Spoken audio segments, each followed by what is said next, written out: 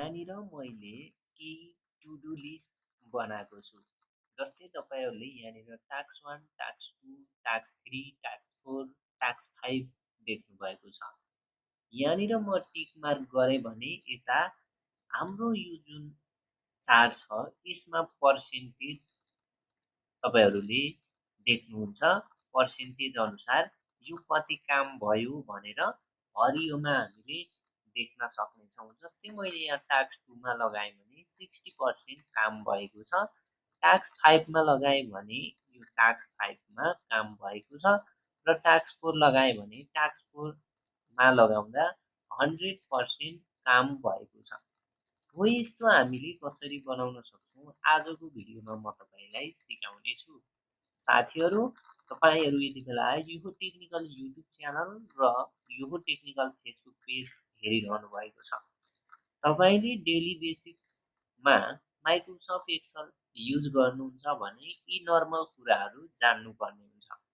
त्यसको लागि पनि तपाईँले यो युट्युब च्यानललाई सब्सक्राइब गरेर हामीसँग जोडिनुहोला।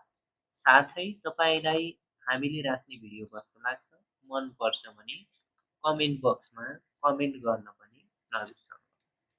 साथीहरू, मैले यहाँनिर नयाँ सिट लिन्छु र नयाँ सिटमा म काम गर्नेवाला छु। न्यू सिट लिएँ र म यो माथिको टु डु लिस्टवालालाई कपी गर्छु साथीहरू। अथवा तपाईँहरूलाई सिधै सिकाउनको लागि यहाँनिर मैले गएर के गर्छु त भने टु लिस्ट भनेर हालेँ अनि यहाँ म तल एक इन्टर गएर टास्क 1 गरेँ, टास्क 2 गरेँ र मैले यसलाई सिलेक्ट गरेर म थोरै जुम गर्छु। यसलाई म सिलेक्ट गरेर माउसबाट ड्र्याग गरेँ, 5 सम्म ड्र्याग गरेँ र अब मलाई यहाँनिर चेक बक्स चाहिएको छ। जुन यहाँनिर तपाईँहरूले चेक बक्स देख्नुहुन्छ यो चेक बक्स मलाई यहाँनिर चाहिएको छ। त्यसको लागि म के गर्छु त भने यो जुन सेल छ बी को यो 4 छ यहाँनिर यसमा म जान्छु र अब म के गर्छु त यहाँ डेभलपर ट्याबभित्र गएर म चेक बक्स लिन्छु। साथीहरू, तपाईँहरूको जुन माइक्रोसफ्ट एक्सेलमा यो डेभलपर ट्याब खुलेको छैन भने फाइलमा जानुहोला। यहाँनिर फाइलमा गइसकेपछि अप्सनमा जानुहोला। अप्सनमा गइसकेपछि यहाँनिर कस्टमाइज रिबन भनेर देख्नुहुन्छ, यहाँनिर जानुहोला र यता डेभलपर भनेर देख्नुहुन्छ यसमा अन चेक हुन्छ। यो चाहिँ टिक मार्क लगाएको हुँदैन। तपाईँहरूले यसलाई टिक मार्क लगाएर ओके गरिदिनु होला र यहाँ डेभलपर ट्याब खुल्नेछ। त्यसपछि तपाईँहरू यहाँ इन्सर्टमा जानुहोला। इन्सर्टमा गइसकेपछि यहाँ चेक बक्स लिनुहोला र यहाँनिर ड्र्याग गर्नुहोला। माउसबाट थोरै ड्र्याग गर्नुहोला र यहाँनिर चेक बक्स बनिसकेको छ। अब यो चेक बक्सको जुन टेक्स्ट छ यसलाई तपाईँहरूले हटाइदिनु होला। यसलाई हटाइदिनु होला। यो टेक्स्ट बक्सको राइट क्लिक गरिसकेपछि यसलाई हामीले जहाँ पनि मुभ गर्न सक्छौँ। जस्तै मैले यहाँनिर राखेँ सेन्टरमा र अब मैले यो जुन प्लस आउँछ, मसिनो प्लस आउँछ, मोटो होइन मसिनो प्लस आउँछ, यसलाई सर्लक्क तलसम्म ड्र्याग गर्नुहोला। यो ड्र्याग गरिसकेपछि अब यो चेक बक्स लगाउन मिल्छ। अब हामीले यसलाई के काम गर्छौँ त भने यो सेलमा फिक्स गरिदिन्छौँ। यो सेलमा फिक्स गर्नको लागि तपाईँहरूले के गर्नु त भने यसलाई राइट क्लिक गर्नु, यो जुन सेललाई नभएर केलाई यो चेक बक्सलाई, अनि फर्म्याट कन्ट्रोलमा जानु अनि फर्म्याट कन्ट्रोलमा गइसकेपछि यहाँनिर सेल लिङ्कमा तपाईँहरूले यो सेललाई लिङ्क गरिदिनु, ओके गरिदिनु। यही तरिकाबाट सबै सेललाई लिङ्क गर्नु। फर्म्याट कन्ट्रोलमा गएर सेल लिङ्कमा गएर फेरि यो सेललाई लिङ्क गरिदिनु। यहाँनिर जान्छु र यसलाई पनि म सेल लिङ्क गरिदिन्छु। अब हामीले यहाँ टिक मार्क्स लगायौँ भने ट्रु आउँछ र यो टिक हटायौँ भने फल्स आउँछ। यो हामीले बनाइसक्यौँ। यो हामीले के गरेको त सेललाई लिङ्क गराएको है त। अब यहाँनिर हामीले के काम गर्छौँ त भने यो यहाँ ट्रु फल्स देखाइरहेको छ। यसलाई हटाउनलाई तपाईँहरूले यसलाई सिलेक्ट गरेर होममा गएर यो जुन टेक्स्ट कलर छ यसलाई व्हाइट गरिदिनु भयो भने त्यो हट्छ। अब यहाँनिर हामी थोरै फर्मुला लगाउनेवाला छौँ। फर्मुला हामी के लगाउनेवाला छौँ त भने इजिकल टु यो प्लस अर्को माथिको अनि प्लस यो माथिको फेरि अनि प्लस यो माथिको फेरि हामी सबै सेललाई के गर्नेछौँ जोड्नेछौँ। यो इन्टर गर्नेछौँ। यहाँ 3 आयो। अब यसलाई तपाईँहरूले ब्राकेट स्टार्ट गरेर अनि यहाँनिर लास्टमा गएर ब्राकेट क्लोज गरेर डिभाइड बाई 5 गर्नुहोला किनभने हामीसँग 5 वटा छ। टास्क इन्टर गरिदिनु होला। यति गरिसकेपछि अब तपाईँले सबमा लगाउँदाखेरि कति आउँछ 1 आउँछ। अब तपाईँहरूले गर्ने काम भनेको के हो त भने यो 1 आएको छ। अब यहाँनिर तपाईँहरूले फेरि एउटा यसलाई यहाँनिर होममा गएर पर्सेन्टेजमा लग्नु होला। यहाँ हेर्नु पर्सेन्टेज आउँछ 100% आउँछ सबमा टिक छ भने। अब यहाँनिर तल अर्को सेलमा गएर इजिकल टु यो सेल 1 माइनस यो गरिदिनु होला। यो जुन तपाईँको 100% छ त्यो सेल इन्टर गरिदिनु होला। 0 आयो। अब तपाईँहरूले यहाँ अनचेक हुँदा के हुन्छ 0 हुन्छ। यसरी तपाईँहरूले देख्न सक्नुभयो। अब हामीले यहाँनिर आएको जुन यो छ यस्तै बनाउनको लागि अब हामीले के गर्छौँ त भने पाई चार्टमा जान्छौँ। यहाँनिर ध्यान दिनु होला। पाई चार्टमा जानको लागि हामी यो दुईटालाई सिलेक्ट गर्छौँ। यो जुन हामीले अहिले पछि पर्सेन्टेजमा निकालेका छौँ त्यसलाई सिलेक्ट गर्छौँ। त्यसपछि हामी इन्सर्टमा जान्छौँ। यहाँनिर इन्सर्टमा गएर रिकमेन्डेड चार्ट भन्ने छ यसमा जान्छौँ। यसमा गइसकेपछि अल चार्टमा गएर हामी पाईमा गएर डु नट चार्ट लिन्छौँ। ओके गरिदिन्छौँ। त्यसपछि यसलाई थोरै सानो बनाउनु होला। यहाँनिर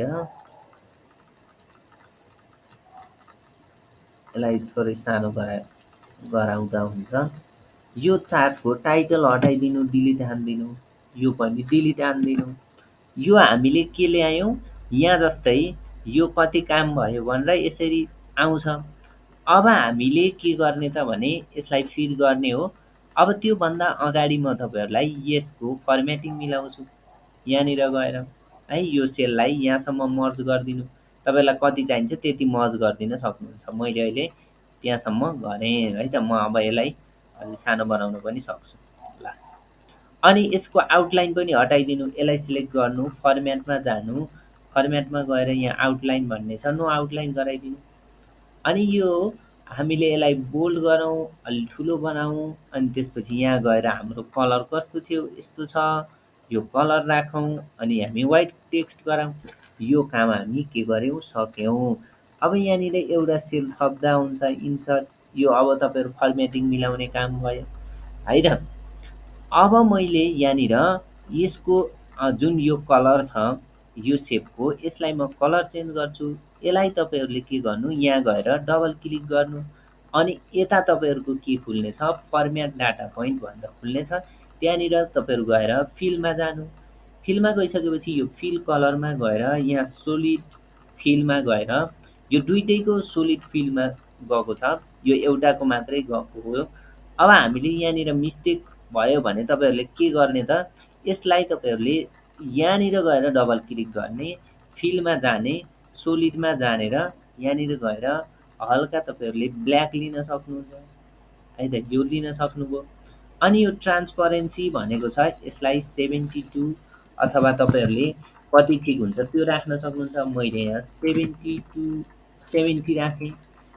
अब यो गरिसकेपछि हामीले यसको पनि चेन्ज गर्छौँ। यसको पनि हामी चेन्ज गर्छौँ। यो जुन सानो छ यसको हामी चेन्ज गर्नको लागि फेरि फिलमा जान्छौँ सोलिडमा जान्छौँ र यहाँनिर गएर मैले यसलाई ग्रिन कलर राखिदिन्छु। तपाईँहरू जुन कलर पनि राख्न सक्नुहुन्छ। त्यसपछि यहाँनिर गएर अब तपाईँहरूले गर्नुभयो भने कति पर्सेन्ट काम भयो देखिन्छ। अब म तपाईँहरूलाई थोरै यो काम गराउनेवाला छु। यहाँनिर हेर्नु यहाँनिर तपाईँहरू इन्सर्टमा गएर एउटा टेक्स्ट बक्स लिनु। टेक्स्ट बक्स लिइसकेपछि यहाँनिर ड्र गर्नु टेक्स्ट बक्सलाई। अनि यहाँनिर माथि फर्मुला जुन यहाँ बार छ यसमा गएर तपाईँहरू इजिकल टु गर्नु र यो माथिको लिनु, माथिको सेल जुन छ 20% वाला त्यो लिनु अनि इन्टर गरिदिनु। यहाँ अब तपाईँहरूको 20% आयो। फर्मेटमा जानु, फर्मेटमा गएर आउटलाइनलाई नो आउटलाइन गरिदिनु, सेप फिललाई नो फिल गरिदिनु र अब यसलाई तपाईँहरूले थोरै अक्षरको साइज ठुलो गराउनु अनि बोल्ड गर्नु अनि इटालिक गर्नु र यसलाई थोरै सेन्टरमा राखिदिनु। यो भयो। यसलाई क्लोज गरिदिन्छु म। अब तपाईँहरूले यति बनाइसकेपछि यसलाई यो जुन भ्यूमा गएर तपाईँहरू गिडलाइन्स छ यो पनि हटाइदिनु, हेडिङ पनि हटाइदिनु, फर्मुला बार पनि हटाइदिनु। तपाईँहरूको यस्तो बनेको छ। यो जुन यो दुईवटा छ यो अक्षर यहाँ देखिरहेको छ तर उहाँ देखिएको थिएन। यसलाई होममा गएर तपाईँहरू व्हाइट कलर गरिदिनु। यो पनि देखिँदैन। यसको साइज थोरै हामी सानो बनाऊ किनभने यो अलि फिट देखिनुपर्छ। यसलाई पनि ड्र्याग गरेर ठिक्क सेन्टरमा राखिदिनु। अब यति भइसकेपछि तपाईँहरूको यहाँनिर यस्तो बनेको छ 20% 40%। अब यहाँनिर तपाईँहरूले हेर्नुभयो भने यता त यो टिक लाउँदा यता फेरि फर्म्याटिङ हुन्छ। यो पनि बनाउनु छ। त्यसको लागि हामी फेरि केमा जान्छौँ त भने यसलाई सिलेक्ट गर्छौँ। यसलाई सिलेक्ट गरेर हामी होममै कन्डिसनल फर्म्याटिङ भन्ने छ यसमा गएर हामी न्यू रुलमा जान्छौँ। न्यू रुलमा गइसकेपछि युज अ फर्मुलामा जान्छौँ। यसमा गइसकेपछि हामीले इजिकल टु गर्छौँ र यो सेललाई हामी चेक गर्नु छ। यो सेल लिन्छौँ, यो सेल लिन्छौँ, यो सेललाई चेक गर्नु छ र यसको डलर म हटाइदिन्छु किनभने रो फिक्स गर्ने होइन। यसमा इजिकल टु के छ TRUE ट्रु छ भने यसमा ट्रु छ भने हामी के गर्ने हो फर्म्याटिङ गर्छौँ। फर्म्याटमा जान्छौँ। फर्म्याटमा गएर हामीले फिल के गर्छौँ रेड गर्छौँ। फन्टमा गएर हामीले कलर के गर्छौँ सरी यो स्ट्याक थ्रु गर्छौँ अनि कलरमा गएर हामी व्हाइट गर्छौँ र ओके गरिदिन्छौँ। यति गरिसकेपछि हाम्रो यस्तो देखिनेवाला छ। ओके गरिदिन्छौँ र यहाँ हेर्नुभयो भने यी जुन तपाईँहरूको टास्क कम्प्लिट भएको छ त्यो टास्कमा के लाग्छ यसरी स्ट्याक थ्रु र रेड लाग्छ र यता पर्सेन्टेज पनि बढ्छ। अब यहाँनिर हेर्नुभयो भने हामीले यता बनाएको जस्तै हामी यता बनाइसकेका छौँ। अब तपाईँहरूले फर्म्याटिङ गर्ने कुराहरू आफूले मन लागेको फर्म्याटिङ गर्न सक्नुहुन्छ।